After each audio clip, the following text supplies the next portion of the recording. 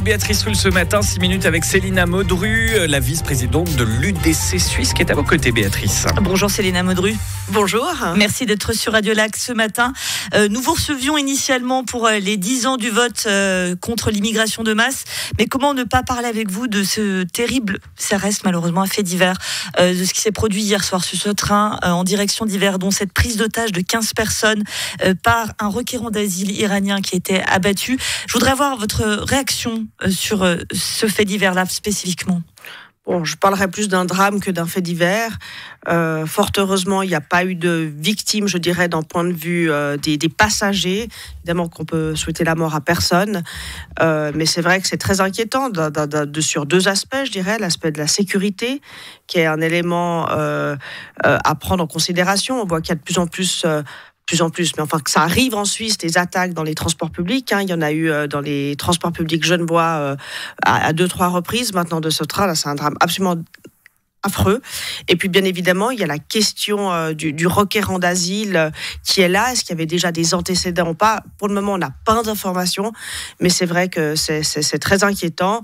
Et encore une fois, on se rassure par le fait qu'il n'y ait pas eu de victimes dans les passagers. Est-ce qu'une remise en cause de la politique d'asile est envisageable ? Alors, je dirais que on n'a pas attendu ce drame pour la remettre en cause. D'ailleurs, l'UDC envisage de lancer une nouvelle initiative par rapport à la politique d'asile, qui est une nouvelle initiative par rapport à l'immigration, parce que l'immigration peut se séparer en 3 volets. Il y a l'immigration stricto sensu, il y a les permis S, et puis il y a l'asile. Et nous sommes dans un projet, nous allons lancer une nouvelle initiative par rapport à l'asile, qui est aujourd'hui pas encore mise en forme, mais donc on n'a pas attendu ce drame pour réagir par rapport à l'asile. Est-ce que ce drame, vous avez raison d'employer ce terme, met fin à une certaine innocence helvétique en la matière ?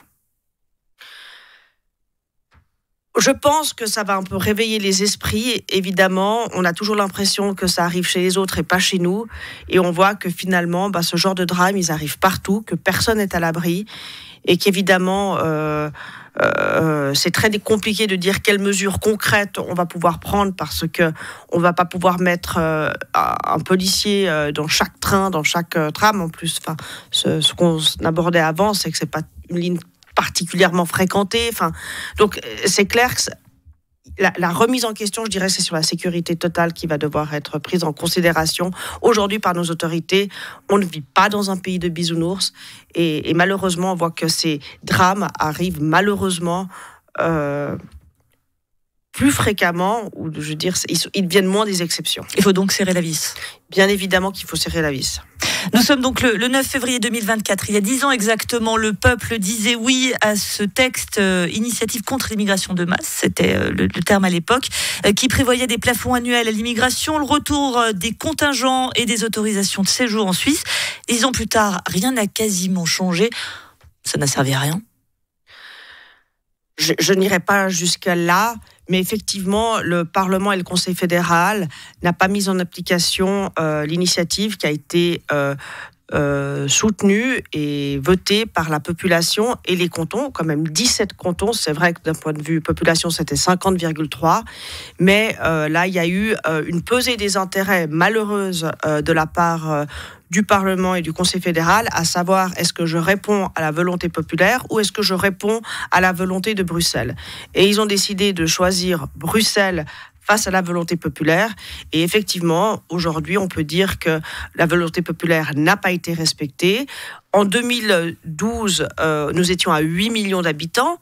En 2014, lorsqu'il y avait les débats, le Conseil fédéral prédisait qu'on serait 9 millions en 2060. On a eu donc 37 ans d'avance. Alors vous me direz, est-ce que c'est un drame ou pas ? Ça, c'est une autre question. Pour moi, le réel problème, c'est que de faire croire aux gens que la population ne veut pas augmenter rapidement, crée des problèmes dans la prévision, je dirais, des infrastructures, des écoles, des hôpitaux. Et donc, de faire croire aux gens que non, l'immigration est maîtrisée et que non, on ne va pas augmenter implémenter rapidement. On peut dire c'est bien, c'est pas bien, c'est un autre débat, mais ça crée des problèmes dans la réflexion et la conception des infrastructures. Mais alors s'il y a un délit de démocratie, pourquoi vous n'avez pas lancé un référendum ? Mais il y a eu un référendum, bien évidemment, sur la loi d'application. Et là, alors il faut respecter la volonté populaire, nous avons perdu. Ce qui montre bien qu'on est très partagé sur cette question. Il y avait un Rösti-Graben, les villes également ne voulaient pas de ce texte-là. Ici à Genève, on a largement voté contre. Oui, mais c'est une votation nationale et dans une votation nationale, il y a 26 cantons, il y a la population entière et la votation était quand même 17 cantons pour. Alors, est-ce que les villes souvent votent quand même un tout petit peu plus à gauche que les cantons campagne et en fait souvent on parle de Rösti-Graben, mais je crois qu'aujourd'hui si on fait une analyse politique plus large, on pourrait se dire que les grandes différences viennent plutôt des villes et des cantons-villes et des cantons campagne. L'UDC réfléchit à une nouvelle initiative populaire pour le retour d'un contrôle systématique aux frontières et donc la fin de l'espace Schengen. J'ai envie de vous dire, vous bluffez, Céline Modru. Alors ça, c'est l'initiative dont je viens de parler, c'est par rapport justement à l'asile. Je ne crois pas qu'on bluffe. C'est clair que Schengen a des réels avantages d'un point de vue sécurité qu'on peut voir quand on arrive à l'aéroport. Voilà. Mais il y a quand même aussi un échec.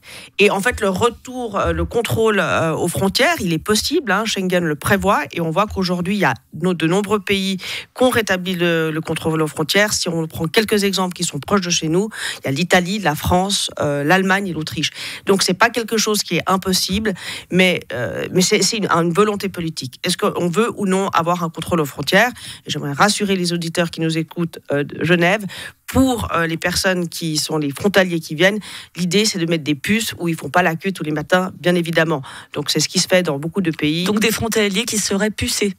Mais pucé, enfin dans le sens vous passez avec une puce comme aujourd'hui quand vous arrivez avec votre passeport, vous passez avec une identification géométrique. Voilà, numérique. Et de ce fait, l'idée c'est pas de créer des queues aux douanes pour les gens qui viennent quotidiennement, c'est pour avoir un contrôle de manière générale et on revient sur le thème de base, la sécurité. Merci beaucoup Céline Modru, la vice-présidente de l'UDC Suisse. En attendant, il y a l'e-vignette et ça fonctionne pas très très bien actuellement aux douanes. On est d'accord. Merci d'avoir été sur Radio Lac ce matin.